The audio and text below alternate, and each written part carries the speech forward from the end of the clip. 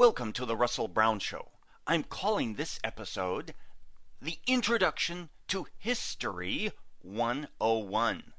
In this project, we're going to correct two photos, in this case, one photo which is extremely bright and overexposed, and one image that is extremely dark and underexposed. We're going to change this overexposed image to look like this, and we're going to convert this dark image to look like this.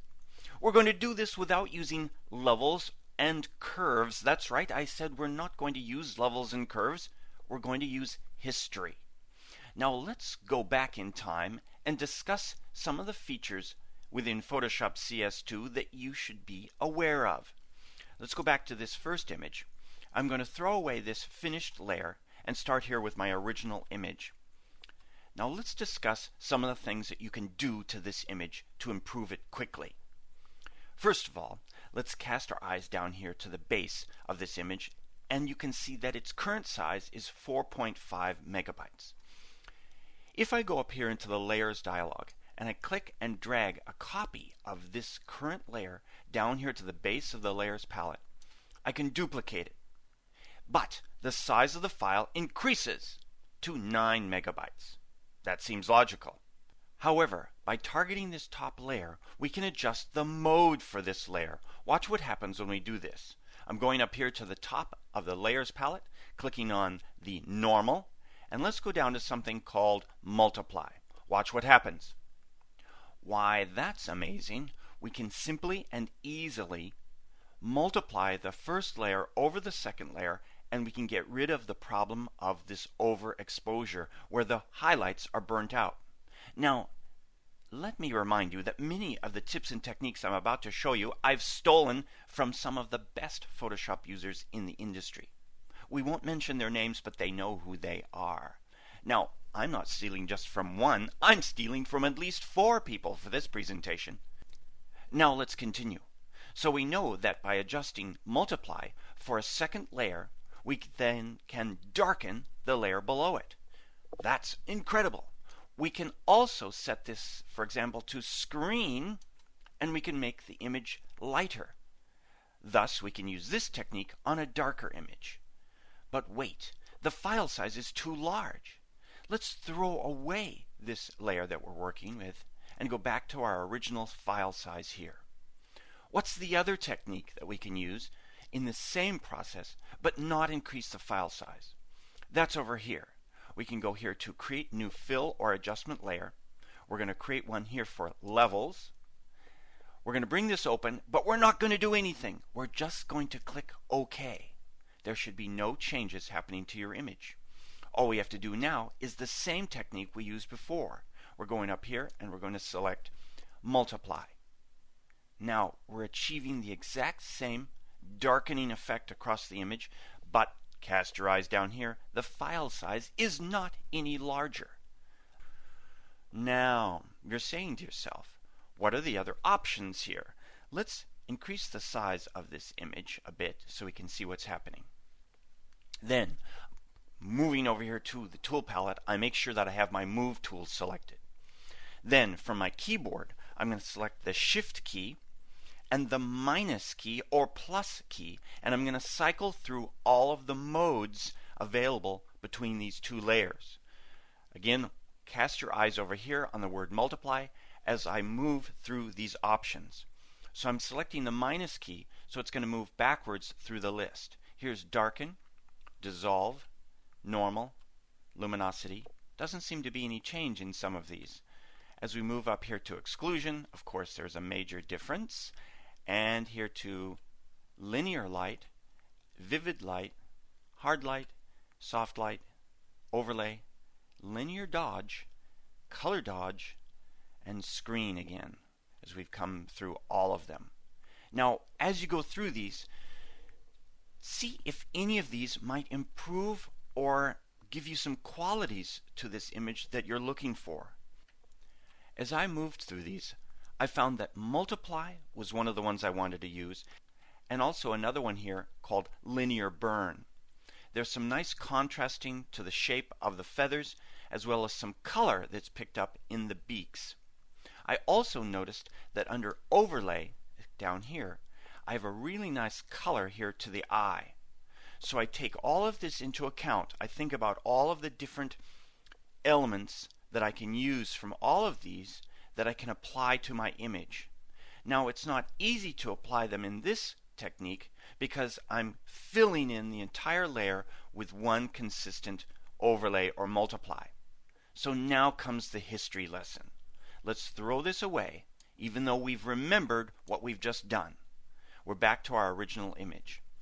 We go down here to our history palette and we notice that our history down here has been recorded when we originally opened the image. And when we did that, I of course had two layers. I'm going to throw this layer away again, just like this. Now let's start from the beginning. Here we are with one layered document. We don't want to use levels, we don't want to use curves, we want to use history in combination with those special blending modes. We move over here to the tool palette and select this brush right here, the history brush. I'm going to click and hold on it and make sure that I definitely have the history brush and not the art history brush, just like this. Now, this is when the great part of this demo begins.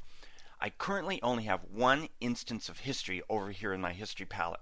I'm only going to use one instance of history for this whole project. No need to create any more.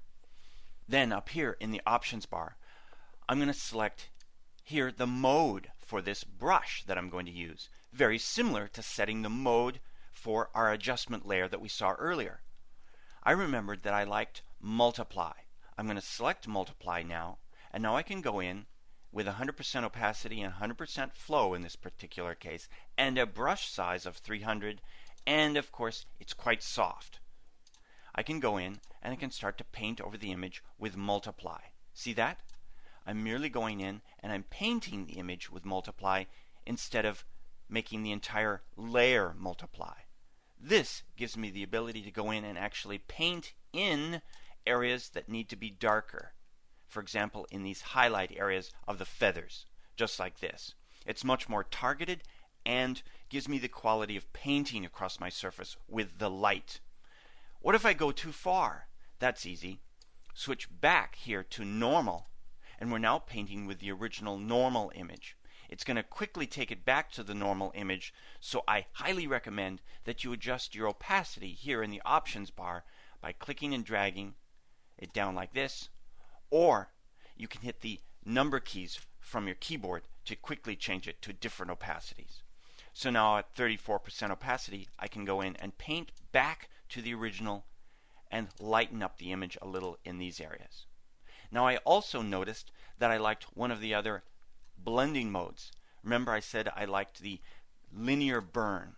Linear burn gave me a little bit more contrast. So I'm going to go in here and start to use linear burn over this surface.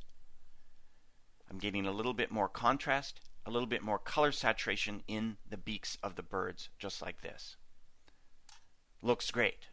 Now, the final thing I wanted to do was to enhance the color in the eyes. That I can achieve with overlay here. I'm going to reduce the size of the brush down with my open and close brackets. I can adjust the size quickly, and I'm just going to click on the eyes a couple times. Look at that. I can then snap the color in those eyes like that. I'm going to also move over the beaks just a little bit here, just like that, to make the beaks a little bit brighter. So this is how we can quickly and easily adjust an image using history with our blending mode techniques we saw earlier. So let's move on to our next one. Let's go over down here and bring in an image like this. In this particular project, the image started out very, very dark. We want to make this image lighter. So, what can we do with that? Let's target the image here. Let's throw away this original that I created earlier. And we can see here we have one instance of history, just as we did before. In this particular project, I'm going to do something different. I'm going to go under the Edit menu and go down to Fill. I can also fill an image with history, as you see here.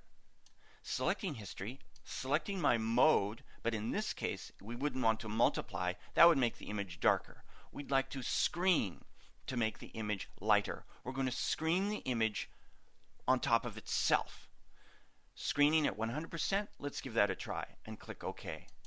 So now we've flooded the entire image with history set to screen so that we can then lighten the image. Let's do it again under Edit, Fill with Screen. Now what if you go too far? That's easy. Go up here to the Edit menu and down to Fade Fill. You can then quickly go through and slide this down and adjust this to any level of fill you're looking for. So you can have variations upon this.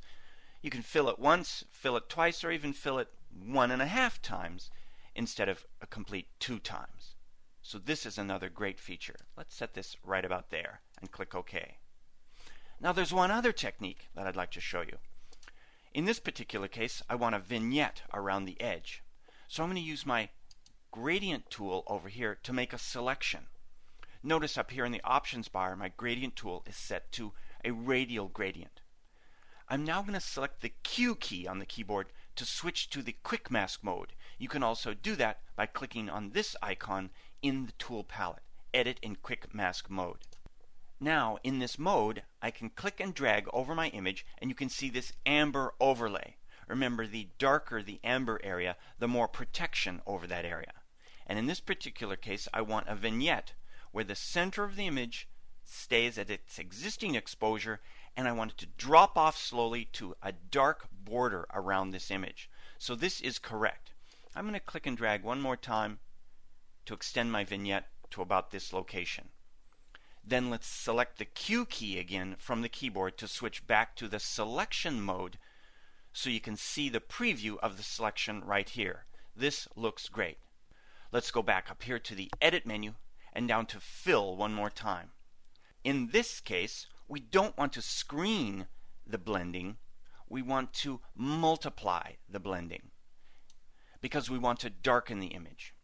Now, do I want to use 100%? I don't think so. That's going to really get dark. I'm going to give it something more like a 30% opacity. Then click OK. That looks great. I've just given it a little bit of a darkening vignette around the edge, but maintain the center portion. I'm going to deselect from that with Command D on the Macintosh or Control D on the PC and bring this up in size and take a look at it. One last thing. I'm going to go back in here with my history brush to overlay, and I'm just going to give this beak a little bit of a snap of color. I could also go in with another feature here under linear dodge, and I might then go in and enhance the color here in this seaweed on this rock. So you've just seen a couple great ways to lighten images or darken images. And I've combined this with the history capabilities found in Photoshop to either fill and flood the entire image with history or to paint with history. Remember, go through your image first and decide which of the different modes will best suit your image and give you some benefit and enhance the image. Then go in and paint with them or fill with them.